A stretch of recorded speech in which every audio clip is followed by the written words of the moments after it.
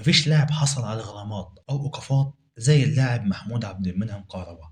وعلى الرغم من إن كهربا أخد دعم وتشجيع من جماهير النادي الأهلي بشكل غير طبيعي بسبب الهجوم اللي كان عليه من جمهور نادي الزمالك على السوشيال ميديا أو في المدرجات.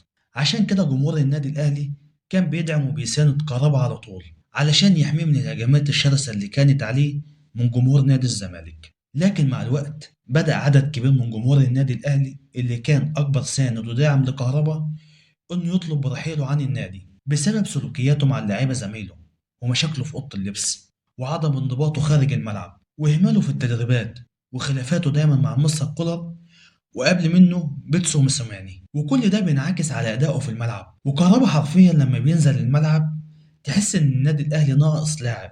كهربا وصل نفسه من لاعب مؤثر في الملعب وبيصنع الفارق للاعب كمالة عدد وخلاص. وأكبر مصلحة لكهربا وللنادي الأهلي إنه يخرج إعارة، والأفضل إنه يخرج لدوري من دوريات الخليج، على الرغم من إن كان في عرض متقدم من نادي زد لإعارة اللاعب، لكن اللاعب رفض وفضل إنه يطلع بره الدوري المصري خالص. وفي وسط كل ده ظهر نادي بيراميدز وفتح خط اتصال مع كهربا علشان يكون موجود بين صفوف الفريق، لكن بشرط إنه يفسخ عقده مع النادي الأهلي، وده شرط نادي بيراميدز. ولما اتكلم مع وكيله اشترط إن يكون التعاقد بين نادي بيراميدز وبين كهربا ما يكونش النادي الأهلي طرف فيه. وبرغم من إن النادي الأهلي بيدور لكهربا عن عرض في الدوري السعودي أو الدوري القطري علشان رحيله في الانتقالات الشتوية اللي جاية، ونية النادي الأهلي هو رحيل اللاعب بالفعل، والنادي الأهلي فاتح كل خطوط الاتصال لأي نادي عايز كهربا، لكن نادي بيراميدز مش عايز يدخل في مفاوضات رسمية مع النادي الأهلي على ضم كهربا، وطلب من كهربا فسخ عقده بالتراضي ويكون اللاعب حر علشان يتعاقد معاه. بس كهربا عقده مع النادي الأهلي لسه ممتد لحد سنة 2026،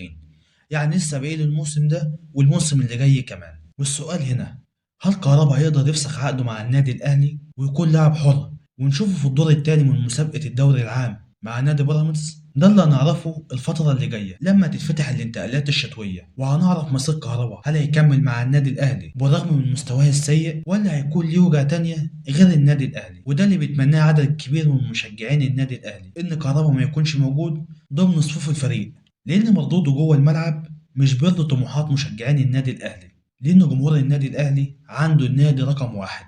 وأداء كهربا العشوائي هو اللي عمل جاب كبير بين النادي الأهلي وبين كهربا نفسه، وكان السبب من تحويل الدعم والمساندة لكهربا للمطالبة برحيله بأي شكل من الأشكال عن الفريق.